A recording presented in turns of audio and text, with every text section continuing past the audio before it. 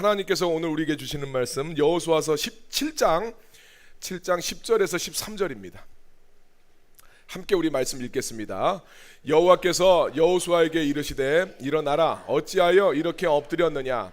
이스라엘이 범죄하여 내가 그들에게 명령한 나의 언약을 어겼으며 또한 그들이 온전히 바친 물건을 가지고 도둑질하며 속이고 그것을 그들의 물건들 가운데에 두었느니라. 그러므로 이스라엘 자손들이 그들의 원수 앞에 능히 맞서지 못하고 그 앞에서 돌아섰나니 이는 그들도 온전히 바친 것이 됨이라. 그 온전히 바친 물건을 너희 중에서 멸하지 아니하면 내가 다시는 너희와 함께 있지 아니하리라. 너는 일어나서 백성을 거룩하게 하여 이르기를 너희는 내일을 위하여 스스로 거룩하게 하라. 이스라엘의 하나님 여호와의 말씀에 이스라엘아, 너희 가운데에 온전히 바친 물건이 있나니 너희가 그 온전히 바친 물건을 너희 가운데서 제하기까지는 내 원수들 앞에 능히 맞서지 못하리라. 아멘. 여러분, 하나님은 영과 진리 가운데 예배하는 사람들을 찾으신다고 말씀하셨습니다. 2025년 하나님이 찾으시는 그 예배자가 여러분이 되기를 예수님의 이름으로 축원합니다. 미국의 미시간대가 있는 앤아버라는 도시가 있습니다. 여기에 보면 뉴 프로덕트 웍스라는 이름의 실패 상품 박물관이 있다, 그렇게 이야기합니다. 많은 기업들이 힘들여서 개발을 했는데 시장에서는 성공하지 못해서 실패한 제품들이 12만 가지가 진열이 돼 있다, 이렇게 이야기합니다. 유명한 회사들이 많은 돈을 들여서 또 기발한 아이디어 상품을 개발했는데 시장에서는 주목을 끌지 못한 거예요. 그래서 실패로 끝난 제품들인데 이러한 상품들을 보기 위해서 명성 있는 기업의 상품 개발자들이 그것을 많이 방문을 하고 있다, 이렇게 이야기합니다. 그것을 찾는 이유는 뭐겠습니까? 많은 실패 사례를 보면서 실패를 반복하지 않는 지혜를 구하는 동시에 성공의 아이디어를 찾기 위해서 그 실패 박물관을 찾는다라고 이야기를 합니다. 우리도 살아가면서 그러죠. 실패 자체를 누가 좋아하겠습니까? 인생 살아가면서 실패하는 건 아무도 원하는 사람이 없습니다. 그렇지만 그 실패를 통해서 그 실패를 덮고도 남는 더 큰 성공을 거둘 수만 있다면 사실은 그 실패도 굉장히 가치 있는 것이다, 이렇게 말할 수가 있죠. 실제로 성공한 인물들의 이야기를 들어보면 처음부터 끝까지 어떤 실패도 하지 않고 성공한 사람은 단 한 명도 없다는 것을 우리가 알게 됩니다. 대표적인 사람 에디슨이 있죠. 발명왕 에디슨 같은 경우에 특허권을 1000가지도 넘게 소유를 하고 있었다고 합니다. 많은 발명을 했지만 그 이면에는 무수히 많은 실패를 경험했다라는 것을 여러분 잘 아실 겁니다. 대표적으로 백열전구 만들면서 실패한 이야기는 참 유명하지 않습니까? 그 불이 들어오게 만드는 필라멘트의 소재를 찾는 것이 너무나 어려워서 수만 번이 넘는 실패를 거듭했는데 곁에서 지켜보던 사람들이 하도 딱해서 선생님 그렇게 노력했는데도 실패해서 상심이 크시겠습니다, 이렇게 위로를 하니까 에디슨이 정색을 하면서 대꾸를 했다고 그랬죠. 무슨 소리입니까? 저는 실패한 게 아니라 이렇게 하면 안 된다는 수만 가지의 방법을 배웠을 뿐입니다, 이렇게 이야기했다고 그래요. 사실 정말 그렇지 않습니까? 실패라고 볼 수도 있지만 어떻게 보면 성공을 향해서 나아가는 데 있어서 수만 가지의 방법들, 이런 것은 하면 안 되는구나, 어떻게 해야 되는구나를 끊임없이 모색하는 그 과정에 있는 것으로 자기의 실패를 이해할 수도 있다는 것이죠. 그러니까 정말 성공한 사람들을 바라보게 되면 그들의 삶에 실패의 경험이 없어서 성공한 것이 아니라 수많은 실패의 경험에서 교훈을 얻은 사람들이 성공한 것이라는 것을 우리가 이해할 필요가 있습니다. 그래서 우리 그러죠. 실패는 성공의 어머니다, 이런 말을 하죠. 자, 오늘 본문 말씀은 목표를 향해서 승승장구하면서 나아가다가 뜻밖의 실패를 경험했던 여호수아와 이스라엘 백성들의 이야기입니다. 여호수아는 모세의 뒤를 이어서 이스라엘 백성을 이끌고 가나안 정복 전쟁에 참여하면서 계속해서 승리를 맛보아 왔습니다. 요단강 동편에서는 시온왕과 바산왕을 물리쳤고 또 범람하는 요단강을 마른 땅을 밟고 건너게 되었습니다. 또 난공불락으로 여겨지던 여리고 성도 함락시키면서 큰 승리를 거두었죠. 특별히 여리고 성을 함락시킬 때 이스라엘 백성들은 활 하나도 쏘지 않았고 다친 사람 하나 없이 엄청난 승리를 거두었습니다. 그런데 여리고 성보다 훨씬 쉬울 것으로 생각했던 아이성을 공격하다가 여호수아와 이스라엘 백성들은 실패를 맛보게 됩니다. 전사자 숫자만 놓고 보면 많은 숫자가 아닙니다. 36명 전사했기 때문에 큰 패배라고 말할 수는 없지만, 이제까지 승승장구하다가 아주 쉽게 생각했던 아이성에서 뜻밖의 패배를 당하게 되니까 이스라엘 백성들과 여호수아가 받은 충격이 대단했던 것 같습니다. 여호수아서 7장 5절 말씀에 보니까 백성의 마음이 녹아서 물같이 되었다, 이렇게 이야기합니다. 이때까지 여호수아서를 바라보면 가나안 주민들의 마음이 녹았다고 이야기를 하는데, 이 전투에서 패배하고 나서 이스라엘 백성들이 녹아서 물같이 되었다고 이야기합니다. 그리고 여호수아도 패배의 충격으로 인해서 자기의 옷을 찢고 땅에 엎드려 머리에 티끌을 뒤집어 쓰고 하나님을 원망하고 자기의 비통함을 토로하게 됩니다. 7장 7절 말씀 보니까 여호수아가 하나님 슬프도소이다, 주 여호와여 어찌하여 이 백성을 인도하여 요단강을 건너게 하시고 우리를 아모리 사람의 손에 넘겨 멸망시키려고 하셨나이까? 우리가 요단 저쪽을 만족하게 여겨 거주했더라면 참 좋을 뻔했습니다. 이 이야기 뭡니까? 전쟁에서 지금 실패했는데 이것에 대해서 하나님을 원망하고 하나님 탓하고 있어요. 하나님, 차라리 요단강 저쪽에 머물렀으면 너무 좋았겠습니다. 하나님, 괜히 왜 우리를 이 요단강을 건너서 이 요단강 서편 땅을 점령하게 하셔서 우리를 아모리 왕의 손에서 다 죽이시려고 합니까? 하나님이 죽이시려고 한 거 아니잖아요. 그런데 마치 하나님이 잘못해서 이스라엘 백성들을 전투에서 패배한 것처럼 하나님 앞에 원망하고 불평을 하고 있어요. 사실 인간이 다 이렇습니다. 우리가 뜻밖의 실패를 경험하게 되면 항상 내 자신을 먼저 살펴보기보다는 남 탓하고, 저 사람 때문에 실패했어, 누구 때문에 실패했어, 그리고 하나님이 안 도와주셔서 실패했다, 이렇게 하나님 탓할 때가 많은데 이건 절대 올바른 태도라고 말할 수 없지요.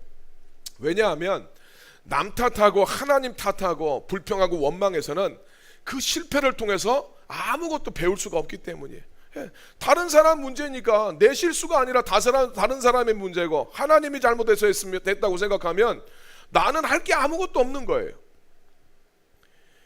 자, 이렇게 하나님 탓하고 불평하고 원망하는 이 여호수아에게 하나님께서는 그만하고 일어나라고 이야기합니다. 여호수아서 7장 10절 말씀 보니까 여호와께서 여호수아에게 이르시되 일어나라, 어찌하여 이렇게 엎드렸느냐 말씀하시죠. 원문을 그대로 번역을 하면 너는 너 자신을 위해서 일어나라, 왜 얼굴을 엎드리고 있느냐, 이런 말씀입니다. 그러니까 하나님의 이 말씀은 실패한 것 때문에 불평하고 원망하고 지금 이렇게 주저앉아 있을 때가 아니라 너 자신을 정말 위한다면 너 그만 일어나라, 이런 말씀이에요. 그렇죠. 우리 인간의 삶에는 실패가 없을 수가 없어요. 우리 살아가면서 인생의 시행착오가 없을 수가 없습니다. 다만 그 실패와 시행착오를 통해서 우리가 교훈을 얻을 수 있고 배울 수 있다면 그 실패도 유익한 경험으로 사용될 수 있습니다. 그래서 실패와 절망 속에서는 남 탓하고 하나님 원망하고 불평할 것이 아니라 정말 자기 자신을 위한다면 그 실패와 절망의 자리에서 일어설 필요가 있습니다.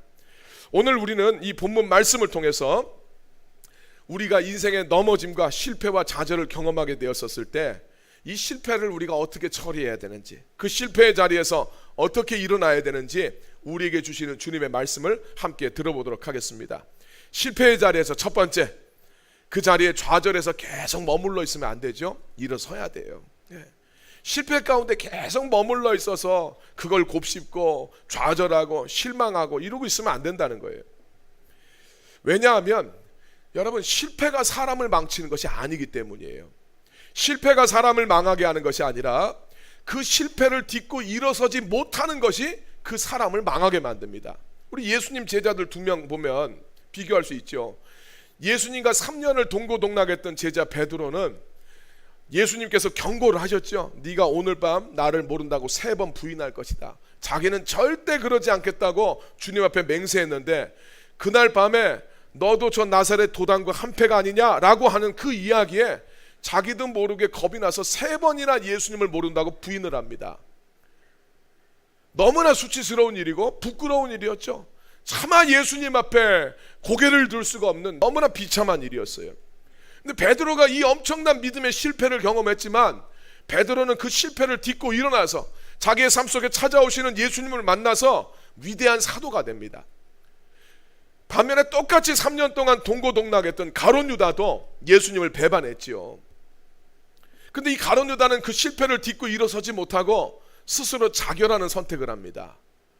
사실 가룟 유다가 예수님 팔아넘긴 건 뭐 대역죄이지만 베드로가 했던 죄 역시도 별반 다를 바가 없잖아요. 성경 말씀에 보면 베드로가 저주하면서 예수님을 모른다고 부인을 했었습니다. 50보 100보라는 거예요. 근데 이 베드로는 자기의 실패에서 일어난 반면에 가룟 유다는 예수님을 배반해서 실패한 것이 아니라 그 실패의 자리에서 일어서지를 못한 거예요. 자기 자존심, 인간적인 그런 마음들 이런 것만 생각을 하면서 회개의 길을 걷지 못했기 때문에 이 가룟 유다는 결국은 망한 인생이 돼버리고 맙니다. 우리 인생 살아가면서 실패 없는 사람이 누가 있겠어요? 좌절을 경험하지 않는 사람이 누가 있겠습니까? 사업에 실패할 수도 있고, 결혼에 실패할 수도 있고, 공부하다 실패할 수도 있고, 자녀 교육에 실패할 수도 있고, 우리가 주님의 일을 하면서 사역을 맡으면서 하다가도 실패를 경험할 수가 있어요. 그때 우리는 실패를 경험하게 될지라도 아무리 힘들어도 그거 실패 자체를 우리의 삶의 과정에서 일어나는 자연스러운 과정으로 볼 필요가 있어요. 그 과정이 잘못되었다는 것을 깨닫게 되면 고치면 되는 거예요. 다시 시작하면 됩니다. 어떠한 실패도 없어야 되고 내가 하는 건 항상 다 잘 돼야 되고 그런 거 어디 있겠습니까? 실패한 그 사실보다 중요한 것은 실패를 성도가 어떻게 받아들이느냐, 이게 훨씬 중요합니다. 실패의 경험을 성공을 향해서 나아가는 디딤돌로 생각을 하면 창조적인 에너지로 사용할 수가 있어요. 근데 실패만 곱씹고 그 실패 때문에 주저앉아 있게 되고 거기에서 일어서지 못하면 이건 자기를 파괴시키는 에너지가 됩니다. 신앙생활하면서 우리 교회 안에서 사역을 하면서 그런 분들 봐요. 실패할 수 있죠. 뭘 누가 다 잘합니까? 해본 적도 없었고 실패하는 문제가 있었겠죠. 그러면 하나님 안에서 고치고 다시 일어서면 되는데 그것 때문에 실패한 것 때문에 믿음 떨어지는 사람들이 있단 말이에요. 실패한 것보다 실패 후의 태도가 훨씬 중요합니다. 미국의 초대 대통령 조지 워싱턴이 독립전쟁을 수행했던 장군이었다는 건 여러분 다 아시죠? 수많은 전투를 치렀는데 실제로 이 사람이 수행했던 전투의 3분의 2가 패배를 했다고 그래요. 3번 나가면 2번 지는 거예요. 근데 중요한 것은 패배한 전투라고 해서 실망하지 않고 다시 일어서서 끝끝내 싸웠고 결국은 승리를 거머쥘으로써 영국에서 미국을 독립시킬 수 있었고 나아가서 미국 건국의 영웅이 되었던 것을 우리가 알게 됩니다. 그래서 여러분 실패 가운데 좌절할 것이 아니라 실패 가운데 맞서 싸울 필요가 있어요. 리더스 다이제스트 책에 보니까 실패에 맞서는 5가지 방법 이렇게 소개하고 있습니다. 첫 번째, 실패라는 단어 대신에 시행착오라는 말을 사용을 해라. 희망적인 언어를 사용하라는 거예요. 내 실패에 대해서 비관적으로 너무 보지 말고 이건 하면서 나왔던 시행착오다. 아까 에디슨 이야기처럼 이것은 이렇게 하면 안 된다는 것을 내가 배운 계기다 이렇게 생각하라는 거예요. 두 번째, 마지막이라는 생각을 버리라고 합니다. 이거는 끝났다. 절대 그렇지 않다는 거예요. 반드시 실패를 딛고 재도전할 기회는 반드시 온다 믿으시길 바랍니다. 세 번째, 실패했을 때 자기를 실패자로 비하하지 말라고 이야기합니다. 실패의 원인을 분석하고 반성은 하되 자기를 비하하면 안 돼요. 나는 왜 이거밖에 안 되나. 네 번째는 항상 이 실패를 맞을 준비를 하라는 거예요. 인생을 살다 보면 깊은 수렁을 지나갈 수도 있고 넓은 초원이 나타나기도 합니다. 우리가 무언가를 해서 잘 될 때도 있고 안 될 때도 있는 거예요. 이럴 수도 있고 저럴 수도 있다. 실패도 내 삶 속에 찾아올 수 있다. 이렇게 인정하라는 거예요. 다섯 번째, 실패가 예견되면 빨리 단념하라고 이야기합니다. 사람들은 그 실패에 그냥 거기에 계속 미련을 가지고 머물러 있는데 그러다가 더 좋은 기회가 찾아올 수 있는데 이걸 놓치는 기회가 있다는 거죠. 그래서 실패가 예견되면 여기에다가 지금까지 내가 막 매몰했던 거, 우리 매몰 비용이라고 하잖아요. 내가 여기에 지금 쏟았던 거, 이 비용, 이거 너무 아까워서 여기서 손을 못 대는 경우가 있는데 이거 확실하다, 이거 더 이상 해도 안 된다 생각하면 과감하게 손을 뗄 필요도 있다라는 이야기입니다. 그러므로 여러분, 실패는 내가 살면서 한번 실패를 경험했을 때 이게 끝이 아닙니다. 오히려 여러분, 실패를 경험했었을 때 이 실패는 하나님 앞에 나오라는 주님의 부르심인 것을 믿으시길 바랍니다. 그리고 하나님 앞에 나와서 다시 한번 살펴봐야 돼요. 내가 어디에서 문제가 됐는가, 이것을 살펴보고 새롭게 시작하는 기회로 삼아야 됩니다. 우리 하나님은 실패한 사람을 절대로 포기하지 않으십니다. 오히려 그 실패가 성공의 시작이 되길 주님이 원하십니다. 실수하더라도 결코 실망하거나 절망하거나 좌절하지 마시고 하나님 안에서 새롭게 시작하는 여러분이 되기를 예수님의 이름으로 축원합니다. 두 번째, 실패의 원인을 파악하고 해결해서 다시 시작할 수 있어야 돼요. 모든 실패에는 많은 원인들이 있지만 실패를 하게 만드는 아주 중요하고 직접적인 원인들이 있습니다. 그것을 찾아서 제거하거나 이것을 고치지 않으면 실패는 또다시 반복되게 되어 있어요. 여호수아와 이스라엘 백성들이 실패하게 된 원인들을 찾아보면 크게 세 가지로 정리할 수 있습니다. 첫 번째, 기도에서 하나님 앞에 묻지를 않았던 거예요. 여호수아가 패전 후에 한탄하면서 기도했었을 때 하나님은 이스라엘 백성들에게, 여호수아에게 숨겨진 죄가 있었다라는 것을 알려주셨어요. 사실 이스라엘 백성들은 여리고성을 함락하고 나서 그곳의 모든 것을 진멸시켜야 됐습니다. 그런데 어떤 사람이 진멸해야 될 물건을 숨겼어요. 사실 이 전투에 나오기 전에 여호수아와 백성들이 이 아이성 정복에 나서기 전에 먼저 하나님 앞에 기도해서 하나님의 도우심을 구했더라면 하나님이 분명히 먼저 말씀해 주셨을 거예요. 야, 너희들의 지금 이 죄가 있다, 이걸 처리하고 너희들 나아가야 된다라고 주님 분명히 말씀해 주셨을 겁니다. 근데 이스라엘 백성들은 아이성은 너무 쉽게 생각하는 거예요. 그래서 하나님 앞에 기도해서 묻지를 않습니다. 여호수아를 바라보면 여리고성을 공격할 때처럼 아이성을 정탐하는 정탐꾼도 보내고 참모들을 모아서 작전 회의도 했어요. 야, 그래서 우리가 몇 명만 보내면 되겠다 회의도 합니다. 인간적으로 할 것은 다 했는데 문제는 하나님 앞에 기도해서 묻지 않았다는 거예요. 우리가 하나님을 믿고 의지해도 사람이 자기가 할 수 있는 노력은 최선을 다해야 되죠. 근데 사람이 해야 되는 노력만 하고 하나님 앞에 기도해서 묻지 않으면 그 인생은 실패할 수밖에 없어요. 여호수아와 이스라엘 백성들이 실패한 이유 중에 하나, 첫 번째 뭐냐? 인간적인 노력만 합니다. 하나님 앞에 기도해서 묻지 않아요. 여러분들이 어떤 문제를 겪고 있을 때, 여러분들이 점령해야 되는 여러분들의 삶에 여리고가 있고 아이성이 있었을 때 하나님 앞에 기도하며 하나님의 능력을 여러분이 얻으시길 바랍니다. 두 번째로, 숨겨진 죄악이 있었어요. 이스라엘 백성들이 패배하게 된 직접적인 원인에는 하나님 말씀에 온전하게 순종하지 않았던 아간이라는 사람의 죄가 있었습니다. 자, 저 성을 진멸시켜라, 이렇게 하나님의 진멸이 선포가 되면 그 성에 있는 어떠한 것도 취하면 안 되고 사람과 짐승은 싹 죽여야 됩니다. 은이나 금, 돈과 철은 없앨 수가 없지요. 이런 것들은 모아서 하나님의 곳간에 드려야 됩니다. 사람이 각자 취하면 안 돼요.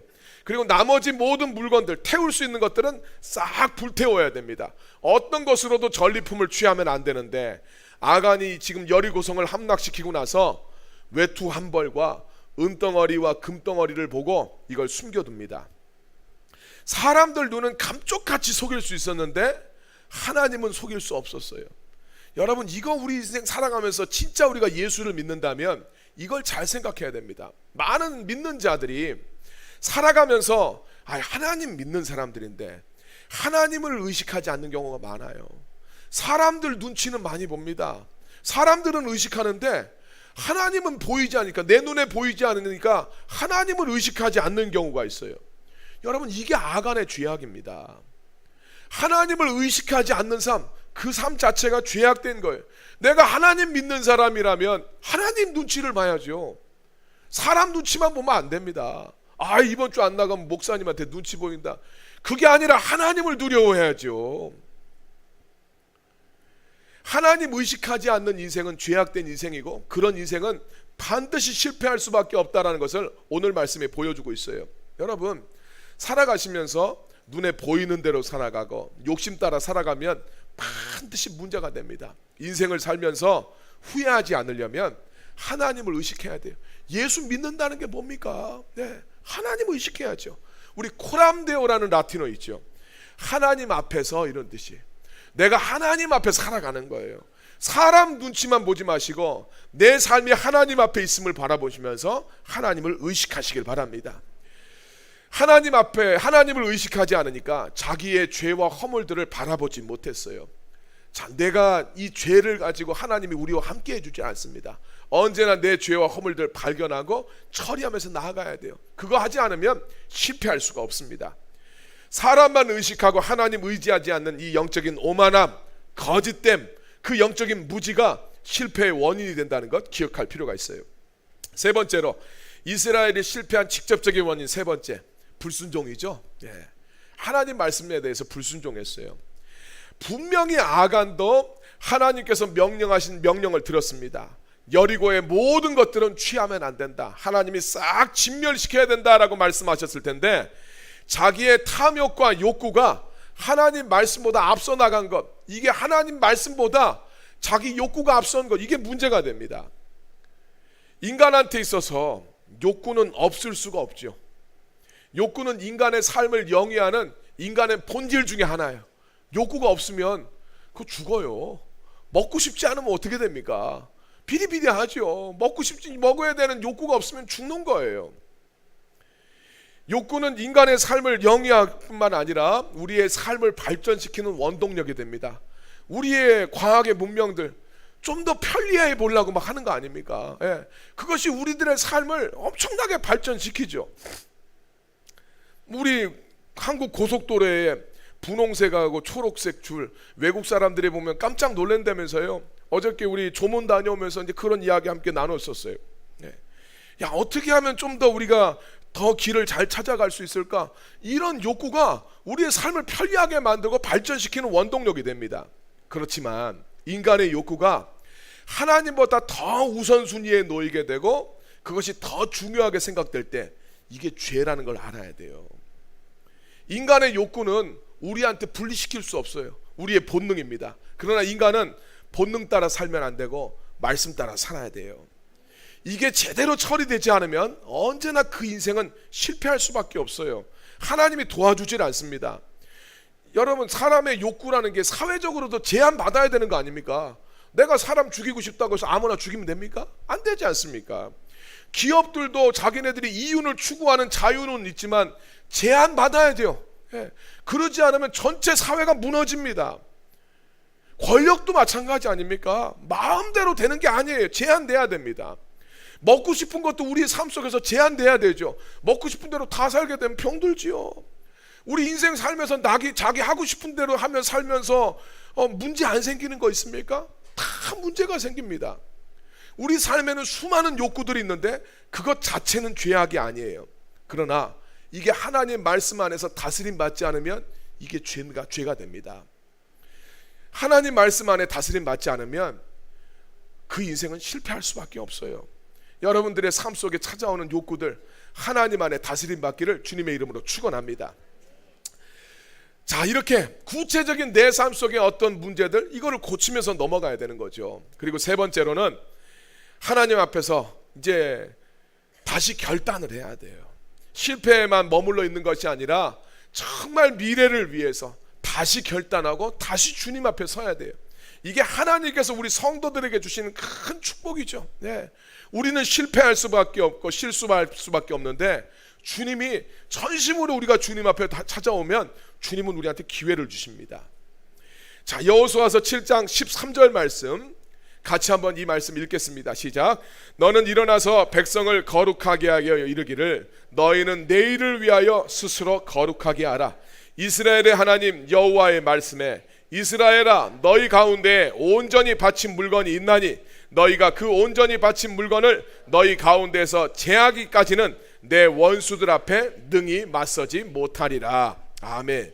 자, 오늘 말씀 보니까 내일을 위한다면, 너희들 미래를 정말 위한다면, 오늘 같은 실패를 내일 반복하지 않으려면 너희 스스로 거룩해져야 된다라고 말씀합니다.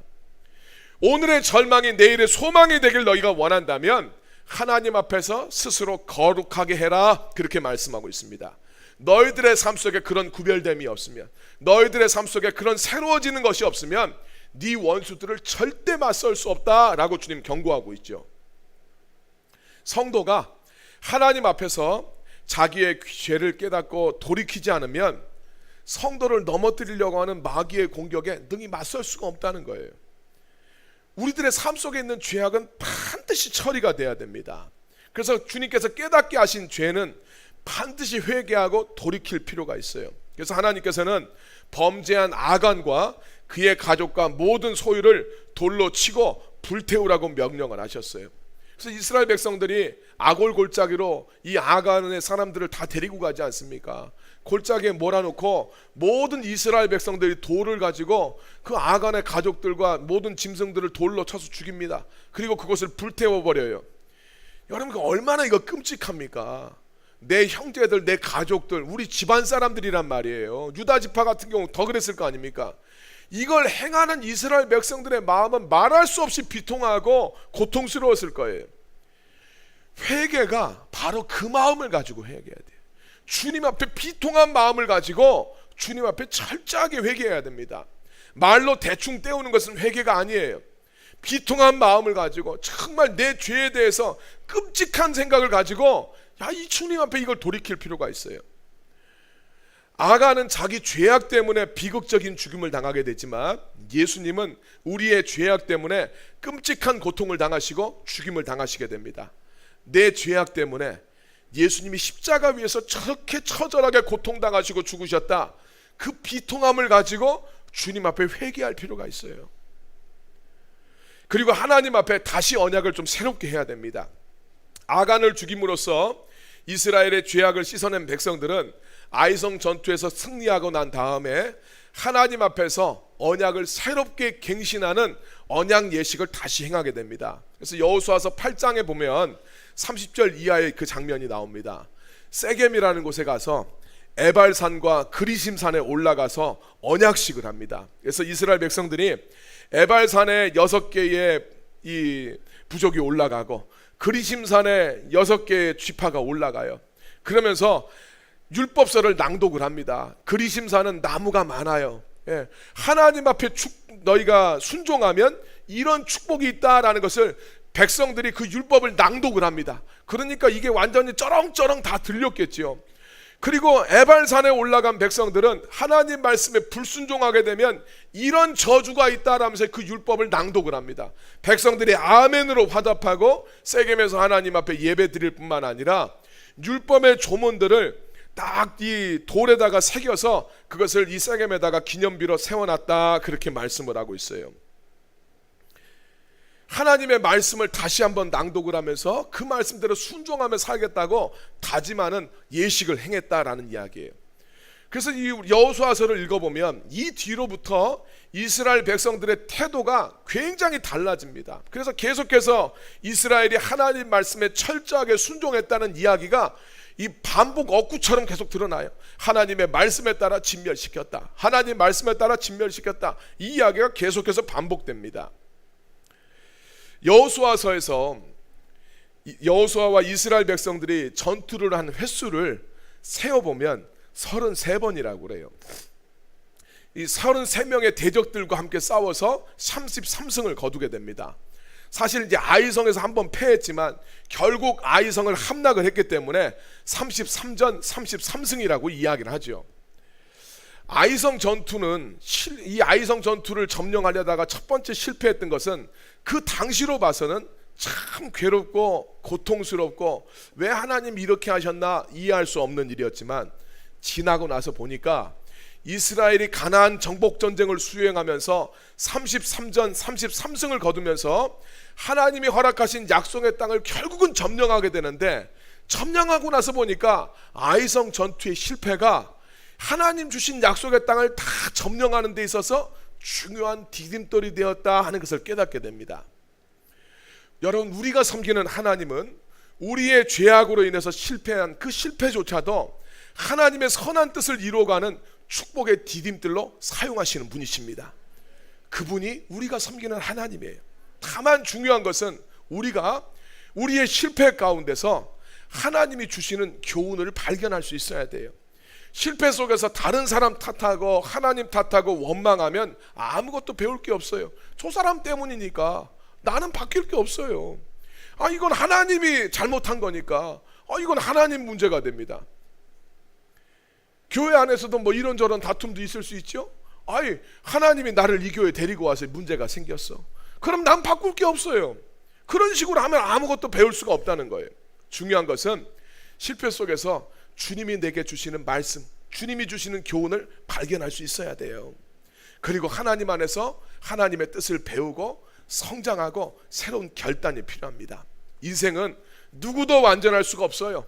인생 살아가면서 어떤 문제도 없고 어떤 실패도 없고 뭐 어떤 좌절도 없는 그런 인생 아무도 없지요. 오늘 말씀처럼 실패를 통해서 배울 수 있다면, 돌이킬 수 있다면, 성장할 수만 있다면 하나님은 우리가 겪는 그 실패를 하나님이 주신 축복의 디딤돌로 삼아 주실 줄로 믿습니다. 하나님께서 여러분들에게 주시고자 하시는 약속의 땅 바라보면서 믿음으로 우리 주님을 바라보시고 실패를 통해서 성장하는 여러분이 되기를 예수님의 이름으로 축원합니다.